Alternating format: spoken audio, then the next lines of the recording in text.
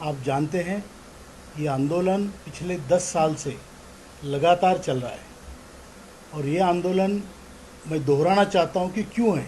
ये आंदोलन इसलिए है कि जो लोग कामगार क्षेत्र के कामगार हैं, पूरे भारत के उद्योगों के कामगार हैं, चाहे वो प्राइवेट उद्योग हो, सरकारी हो, सेमी गवर्नमेंट हो, उन उद्योगों में काम करने वाले लोगों ने अपने पूरी ज़िंदगी में पेंशन के लिए पैसे भरे हैं ईपीएस की योजना के तहत, और उनके रिटायर होने के बाद उनको जो पेंशन मिलती है वो 1,000 रुपये तक मिलती है।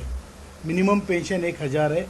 कुछ लोग और इनकी संख्या पूरे भारत में अगर देखी जाए तो 81,50,000 इतनी बड़ी संख्या में इतने बड़े परिवारों का ये विषय है।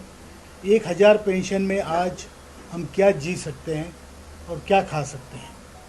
दूसरी आयरनी की बात यह है कि 1,000 पेंशन देने के बाद बिकॉज इनको पेंशन मिलती है, वैसे तो 36,60,000 लोगों को 1,000 से कम पेंशन है, बट उनको पेंशन मिलती है चाहे वो 500 हो 600 हो, इसलिए सरकारी किसी भी योजना का वो लाभ नहीं उठा सकते। जैसे फ्री राशन है, मेडिकल फैसिलिटी है, आयुष्मान भारत, कोई भी तरीके की मेडिकल फैसिलिटी के वो हकदार नहीं है, किसी भी तरीके की सरकारी योजना के वो हकदार नहीं है, क्योंकि उनको 500 रुपये पेंशन मिलती है। तो ये इस तरीके से जाति हमारे ऊपर हो रही है और 1995 नहीं बल्कि 1971 से हो रही है। हमारा कहना ये है सरकार से कि हमारा आपके पास पैसा जमा है 11-12 लाख करोड़ से ऊपर, उस पर आप न्याय दीजिए, उसका कितना ब्याज आता है और उस हिसाब से 7,500 और महंगाई भत्ता जो 2 लोगों को जीने लायक पेंशन चाहिए वो पेंशन हमको मिलनी चाहिए। और उसके साथ हमें मेडिकल फैसिलिटी पति पत्नी को मुफ्त मिलनी चाहिए 58 साल की उम्र के बाद, मतलब रिटायरमेंट के बाद। जो हायर पेंशन के मामले है, जो लोगों ने ज़्यादा पैसे भरे हैं या भर रहे हैं उनको उस हिसाब से पेंशन मिलनी चाहिए, क्योंकि ये कॉन्ट्रीब्यूटरी पेंशन स्कीम है। उसके ऊपर सुप्रीम कोर्ट के आदेश है, उस आदेश का ब्यूरोक्रेसी पालन नहीं कर रही है, उसको पूरी तरह से बाजू में करके कुछ उसमें ब्यूरोक्रेटिक हर्डल्स डाल रही है, हैज़ल्स डाल रही है।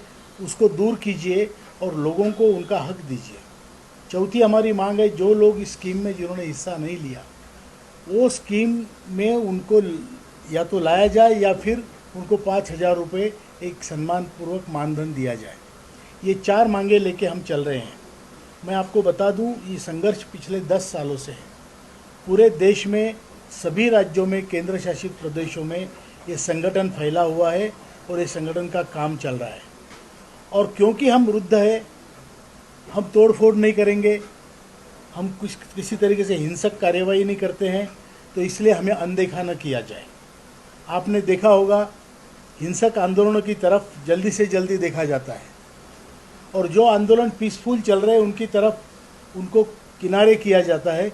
ये अच्छी पॉलिसी नहीं है, क्योंकि देखिए हम तो कोई कॉकरोच नहीं है, हम है स्वाभिमानी भारतीय और स्वाभिमान से अपना हक मांगने का हमें पूरा अधिकार है। और हमारा जो हक है वो हम ऐसे गुंडागर्दी से नहीं, लेकिन अपनी शांतता से, अपने संयम से लेना चाहते हैं। सब बूढ़े लोग हैं, इन लोगों ने देश को आगे बढ़ाया है, देश को इन्होंने एक प्रकार से तैयार किया है मजबूती से आगे बढ़ने के लिए। ये वो पीढ़ी है और इस पीढ़ी को जिसने देश को आगे बढ़ाया उसको आप अगर एक तरह से धुतकार रहे हो तो ये अच्छी बात नहीं है। और इसके ऊपर हमने अभी हमारी जो कलकत्ता में सेंट्रल वर्किंग कमेटी की मीटिंग हुई थी, वहाँ पर हमारे कुछ निर्णय हुए। वो मीटिंग 1 जुलाई को हुई थी। उसमें सभी हमारे पूरे राज्यों के, केंद्र शासित प्रदेशों के जो सेंट्रल वर्किंग कमेटी मेंबर्स हैं, जो पदाधिकारी है, वो आए थे। वहाँ पे ये निर्णय हुए हैं कि 5 अगस्त को हम शांतिपूर्ण आंदोलन करेंगे जंतर मंतर पे। फिर भी सरकार ध्यान नहीं देती है, तो उचित समय पर जब हम डिक्लेयर करेंगे उस समय पूरे देश में ईपीएफओ के ऑफिसेस को ताले लगाए जाएंगे और हमारा जेल भरो आंदोलन होगा। हम अभी, हमारे कुछ ज़िंदगी बची नहीं है। अगर हमारी ज़िंदगी इतनी लाचार तरीके से हमको जीने के लिए बाध्य किया जाता है तो हम हमें भी मालूम है हमारा स्वाभिमान को कैसे प्रोटेक्ट करना है। जेल भरे जाएंगे पूरे देश में, अगर फिर भी हमारी बात नहीं मानी जाती तो हम आमरण अनशन पे बैठेंगे प्रत्येक ज़िले में, और फिर वहाँ से उठने की ज़रूरत नहीं करेंगे।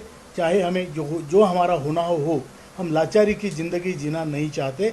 हमें स्वाभिमान की ज़िंदगी जो हमारी हक की है वो हमें लेनी है। और अगर उसके बाद भी हमारी तरफ सरकार का ध्यान नहीं जाता है तो उचित समय पे सेल्फ इमोल्यूशन या आत्मदाह का हम निर्णय ले सकते हैं, लेंगे। और उसके लिए एनरोलमेंट ऑलरेडी लोगों ने अपना नाम लिखना शुरू किया है, ये किसी का कंपलसरी नहीं है। बट ऐसी ज़िंदगी क्या काम की जहाँ घर में भी इज्जत नहीं, बाहर इज्जत नहीं, आपके पैसे लूट के आपको रास्ते पे छोड़ दिया है भिखारी बना के, तो ये हमें मंजूर नहीं है। आप एक तरफ से हमारा पैसा होने के बावजूद हमें न्याय नहीं दे रहे और दूसरी तरफ आप फुकट बांटने में, फ्री बांटने में मशगूल है। आप किसी को, बहनों को, किसी को देते हैं, हमें कोई इससे मतलब नहीं है, लेकिन फिर हमें टाल के क्यों? हमारा अधिकार है, उसको तो पहले दो। फुकट बांटना है, तुम्हें दान धर्म करना है, बाद में करो। भीख आप बाद में बांटो, लेकिन पहले जो स्वाभिमानी लोगों का पैसा है उसको निकालो, हमारा पैसा है। इस भावना से हम आज आपके सामने बैठे हैं और ये हमारी तीव्रता आंदोलन की दिन ब दिन बढ़ती जाएगी। और फाइनली हमें इतना मालूम है कि घर में सड़ते सड़ते मरने से अच्छा है हम रास्ते पे लड़के लड़के मरे और फिर लो आपका पैसा, आपका देश, और बांटते रहो।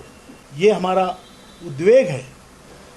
हमें मालूम है सरकार हमारी माँ बाप होती है और अपने माँ बाप से झगड़ के पैसा, कुछ हमारा अधिकार पाना, ये हमारा कर्तव्य, हक है।